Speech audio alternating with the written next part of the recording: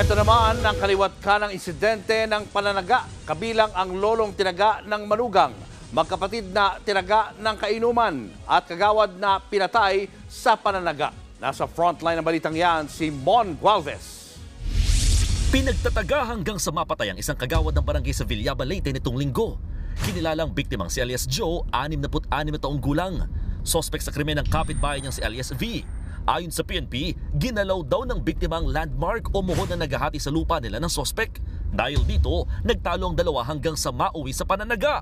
Sabutin ng hacking wound at saka stamp wounds na hindi bababa ng 12 na tama, saka may tama kasi sa ulo, saka parang ginilikan kasi sa ligi. Agad namang naaresto ang sospek na nahaharap sa kasong murder. Maswerte namang nabuhay ang isang senior citizen matapos tagain ng kanyang manugang sa Giporlos, Eastern Samar. Base sa report, nagtalo sina alias Fonso, 77 taong gulang, at ang kanyang manugang na si alias Berto. Nag-ugat ang krimen sa umano'y sumbong ng anak ng sospek matapos mapagalitan daw ng kanyang lolo. Dito na sinugod ng sospek ang biktima. Ayon sa sospek, hindi niya nagustuhan ng pananalita ng kanyang biyanan kaya niya nagawa ang pananaga. Kalaboso ang sospek habang nagpapagaling naman sa ospital ang biktima. Sa barangay Tawan-Tawan, Davao City naman, nauwi rin sa pananaga ang isang inuman. Sugatan ng dalawang magkapatid na pinagtataga ng kainuman nilang kapitbahay pasado alas 7 ng gabi nitong linggo.